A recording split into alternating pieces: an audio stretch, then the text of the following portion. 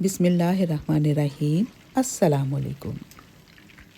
चीज़ें सब वही होती हैं, डिफरेंट तरीके से उनको यूज़ करने से उनका जायका चेंज हो जाता है।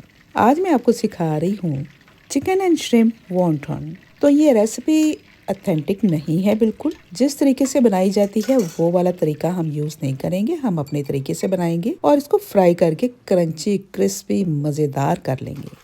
2 पैकेट मैंने श्रिम्प के लिए बाउल में डाल के पानी खोल दिया। अच्छी तरह से वो डिफ्रोस्ट हो गए और उसके बाद फिर इस पानी को 2-3 दफ़ा निकाल के साफ सुथरा पानी डाल के इनको धो के निचोड़ के एक बाउल में डाल लिया। तो आप देख रहे हैं मेरा चैनल निखत पकवान। नए हैं तो सब्सक्राइब ज़रूर कीजिए और अगर आपको पसंद आए तो शेयर भी कर दें। शुक्रिया। तो इसमें मैं ऐड कर रही हूँ 1 किलो चिकन का कीमा, डिल और ग्रीन अनियन धो के काट के बारीक बारीक डाल दिया। और अब इसमें स्पाइसेस बहुत ही सिंपल सी जा रही हैं। 1 teaspoon salt, half teaspoon garam masala, 1 teaspoon black pepper, half teaspoon red chilli, half teaspoon chilli flakes, 1 teaspoon तेल, सैलड चीज आधा ब्लॉक डाल दिया। इसके अलावा आप चाहें तो चिकन पाउडर डाल लें, अगर चिकन पाउडर नहीं है तो 1 teaspoon plane flower, 1 teaspoon cornflour डाल के उसको मिक्स कर दें। उसके बाद एक ब्रेड का स्लाइस लेके उसको मैंने चॉप करके वो भी ऐड कर दिया। 1 टेबलस्पून गार्लिक पेस्ट डाल के सारी चीज़ों को मिक्स कर दिया।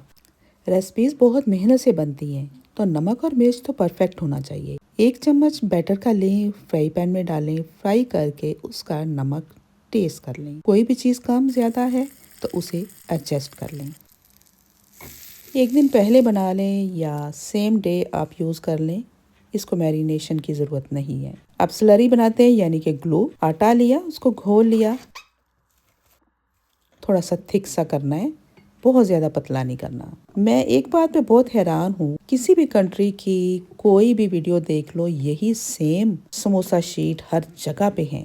ये आखिर कौन लोग हैं जो बना रहे हैं और पूरी दुनिया में दे रहे हैं। सोचने वाली बात है। चलें जी, एक शीट के 4 पीस किए और छोटा सा पीस बना के उसको इस तरीके से जोड़ना है जैसे कि आप देख रहे हैं। 3 तरह के मैं बनाऊंगी, आपको जो पसंद आए आप उस तरीके से इसको बना सकते हैं।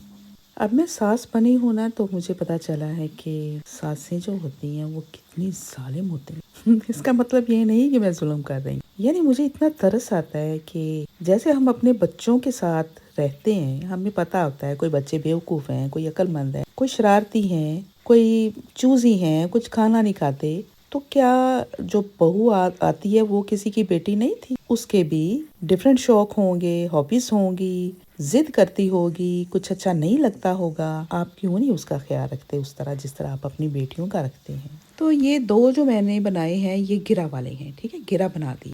अब मैं असली शेप बना के दिखाती हूँ जो वॉन्टन की होती है। ज़्यादातर वॉन्टन को बॉईल ही किया जाता है, सूप वगैरह में डालते हैं या स्टर फ्राई करते हैं, लेकिन ये शेप की वजह से सिर्फ इसका नाम दिया है। आप देखें कि इस तरीके से जोड़ना है, इसको थोड़ी सी ग्लू लगा देनी या पानी लगा के इसको जोड़ देते हैं। लेकिन क्योंकि ये एक पार्ट इसका नीचे से निकला हुआ है, मुझे लगता है कि जैसे ज़्यादा ऑयल जो है यहाँ इकट्ठा हो जाएगा, तो मैं थोड़ी सी शेप डिफरेंट करने लगी हूँ।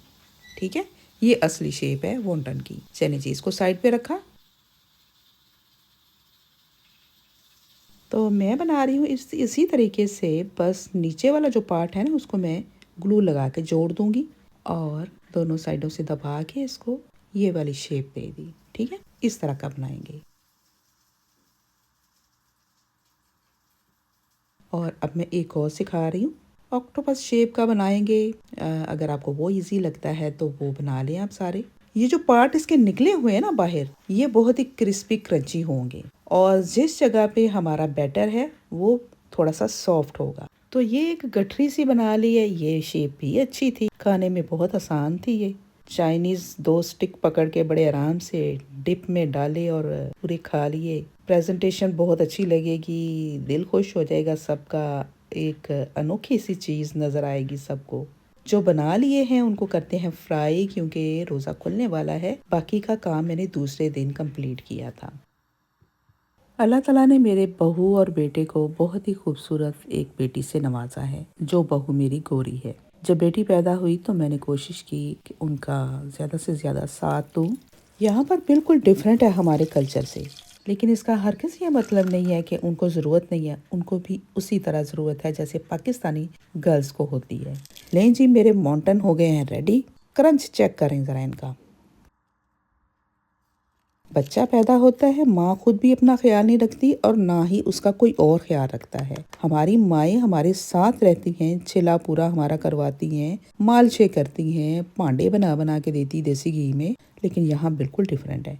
तो माएँ हमारी कहा करती थी कि जो छिले में मालशे वगैरह होती हैं, खाना खाया जाता है, उसका इफेक्ट हमें बाद में पता चलता है। और जो केयरलेस हम होते हैं, नहीं खाते, नहीं अपना ख्याल रखते, वो भी हमें बाद में दर्दों की शक्ल में भुगतना पड़ता है। तो चिले में एक दफा मैं हंस रही थी तो अम्मी ने कहा, दांत क्यों कटी जानी है, तेरे दांत निकल जाने बाद। मतलब इस तरह वो ना रोने देती थी ना वो हंसने देती थी कि दांत जो है उनको हवा लग जाएगी, रोएगी तो आंखें जो है वो अंधी हो जाएंगी। इतना ज्यादा ख्याल रखती। कुछ काम मैं ऐसे करती थी जो मेरे बच्चे मुझसे सीखें, चाहे मैं कुछ बोलूं या ना बोलूं।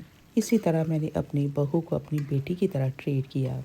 मैंने चाहा कि मेरी जो बहू है ना उसको भी कुछ सिखाती जाऊं। तो मैंने उसके सामने अपने घर की सारी रूटीन को जारी रखा। जो मैं नहीं रख रही थी अपनी सेहत की वजह से, मैंने सारा दिखाया। और मेरे कहने से पहले ही मेरी बेटी ने खुद कहा अपने मुंह से, mama I want to be like you.